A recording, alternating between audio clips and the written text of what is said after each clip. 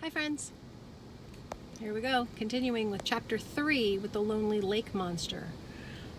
We know that today is the day that Pearl and Ben are supposed to be starting their apprenticeships for Dr. Wu, and they are on their way to the Worm Hospital, of which they've been told that they have to arrive precisely at 8 a.m.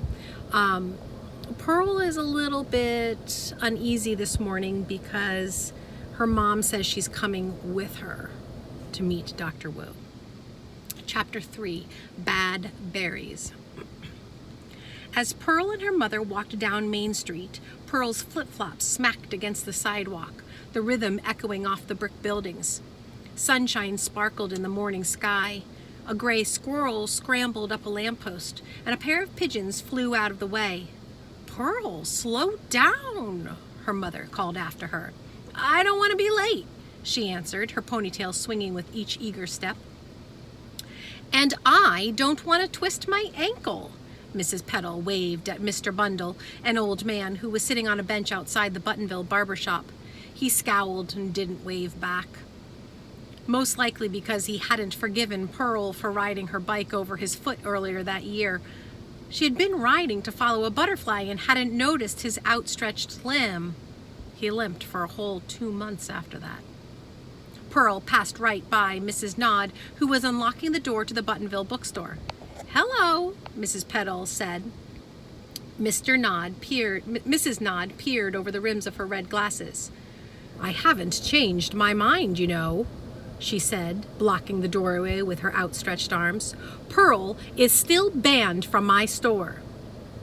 Pearl hadn't meant to get banned from the bookstore. There was no sign in the store that read, "Do not climb the bookshelves." How was she supposed to know that if one tipped over, the rest would fall like dominoes? "Well, I hope you'll change your mind," said Mrs. Petal. "Pearl certainly loves your bookstore." And as she continued down the street, Mrs. Petal greeted everyone she passed. But Pearl didn't bother to say hello to anyone. She was in a hurry. And besides, some days it felt as if the entire town was mad at her for something or another. "She's a troublemaker," people would always say as she passed by. Pearl thought it wasn't fair to call someone a troublemaker when that someone didn't get into trouble on purpose. But Dr. Wu wasn't mad at Pearl and didn't think that Pearl was a troublemaker. And that was all the more reason why Pearl wanted to arrive on time. With her mother close behind, Pearl charged around the corner and headed up Fir Street. A car driving toward them suddenly turned into a parking spot, its tires screeching. The driver's window opened and a woman stuck her head out. "Yoo-hoo! Yoo-hoo!" Ugh! Pearl knew that voice. That sound was worse than fingernails on a chalkboard, worse than a cat upchucking a hairball, worse than a dentist drill. It was the voice that left scratch marks in the air. And it belonged to Mrs. Mulberry, Martha Mulberry, Buttonville's busiest busybody. She squeezed through the car window until she was half hanging out, with her red hair dangling in long frizzy ropes. "Where are you two going this morning?" "Nowhere," Pearl said, not even slowing down. It was not best to talk with Mrs. Mulberry. That woman could smell a secret 10 miles away, and once she uncovered a secret, she never kept it. In fact, Mrs. Mulberry gave away secrets as if they were pieces of candy on Halloween. "Nowhere?" said Mrs. Mulberry, narrowing her eyes. "Clearly you are going somewhere." "We are going to meet Dr. Wu," Mrs. Petal said. Pearl skidded to a stop. Drat! Her mother spilled the beans. "Dr. Wu?" Mrs. Mulberry squeezed back into the car, threw open the door, and then scrambled out. Dressed in red overalls, she looked like a huge radish. She hurried right up to Mrs. Petal and stood facing her, with her hands perched on her hips. "Why are you going to meet Dr. Wu?" And before Mrs. Petal could answer, Pearl pushed between the two women. "No reason," she said. "It's just a friendly visit." She grabbed her mother's arm and tried to pull her down the sidewalk, but Mrs. Mulberry stood in the way. "If you are going to meet Dr. Wu, then I must go with you." "No way," Pearl blurted out. "You can't go with us." "Don't be rude," Mrs. Petal whispered to her daughter. "Can't go with you? Well, that is absurd. I have been trying to meet Dr. Wu ever since I learned that she had moved into this old button factory. And as president of the Welcome Wagon, it is my job to welcome her into town." She pointed to the words "Welcome Wagon," which were embroidered on the front of her red baseball cap.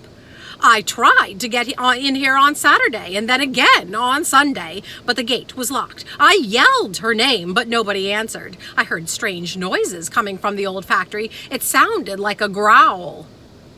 It probably was a growl, Pearl thought, a Sasquatch growl. But how could she keep Mrs. Mulberry from suspecting such a thing? "Dogs growl," Pearl pointed out. "Maybe it was someone's dog on the loose. Or maybe it wasn't a growl after all. Maybe it was just a branch swaying in the wind. Growl or no growl, I am going with you." Mrs. Mulberry would ruin everything. Dr. Wu was still trying to keep her hospital for imaginary creatures a secret. What if Mrs. Mulberry pushed her way in? She is a very pushy person. And what if she caught a glimpse of an imaginary creature?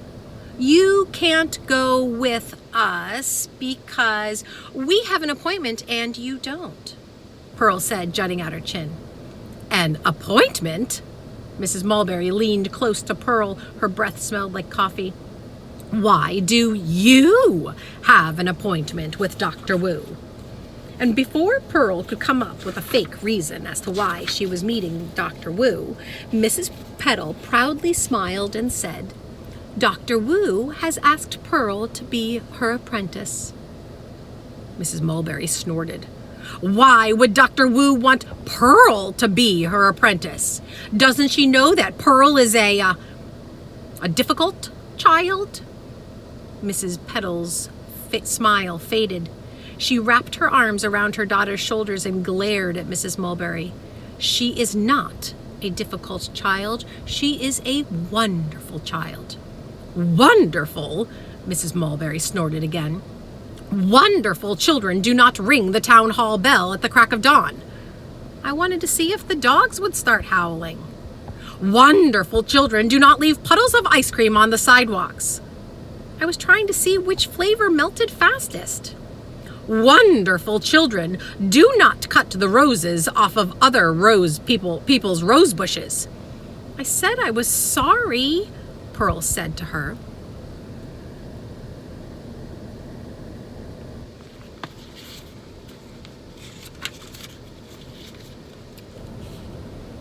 "We simply wanted some flowers for my mom. And we did give you a new rose bush." Huh. A dollar store rose bush could never replace a rose bush that was ordered from a gardening catalog. And then she rolled her eyes. Mrs. Petal's cheeks turned red. "You have the right to your opinion, Martha, but your opinion is wrong. Dr. Wu thinks Pearl is wonderful, and so do I. Now please, move out of our way. We do not want to be late." But Mrs. Mulberry didn't budge, and when Mrs. Petal tried to step around her, she blocked the way again. "If Pearl gets to be an apprentice, then my daughter should get to be an apprentice too. Victoria!" And the backseat window of Mrs. Mulberry's car rolled down, and Victoria Mulberry peered out. "What?" she asked, pushing her thick glasses up her nose. Pearl groaned. Victoria Mulberry was her least favorite person in the whole wide world. She spent most of her life tattling on Pearl, and she never invited Pearl to any of her birthday parties. "Victoria, sweetie, would you like to be an apprentice for Dr. Wu?" "No." "But Pearl is going to be an apprentice for Dr. Wu." "I don't care." Sunlight glinted off of Victoria's blue braces. Mrs. Mulberry stomped over to the car. "Listen to me, Victoria Bernice Mulberry. I want to know why Dr. Wu keeps the gate locked and why no one has seen her. And I want to know what that made that growling sound. I think she is hiding something. I don't like it when people try to hide things from me. And if you work as your apprentice, then you can help me find out what exactly is going on." "I don't want to, Mom." "Well, I am your mother and I want you to." Mrs. Mulberry scrambled back into the driver's seat. "We'll go home and you can change into that pretty pink dress of yours, the one that you wore when you accepted the Buttonville Welcome Wagon Student of the Year Award. And then we will just simply demand that Dr. Wu meet you and give you an apprenticeship." "Welcome Wagon Student of the Year?" Pearl snorted. "More like Welcome Wagon Pest of the Year." And as the car drove away, Victoria glared at Pearl as if the whole thing had been Pearl's fault. "That is a horrid woman, Mrs. Petal said, "but you are a wonderful girl." And she kissed Pearl on the cheek. "Come on," Pearl urged as she pointed to her dollar store watch. "It's almost 9 o'clock. Excuse me. It's almost 8 o'clock. And that is chapter 3.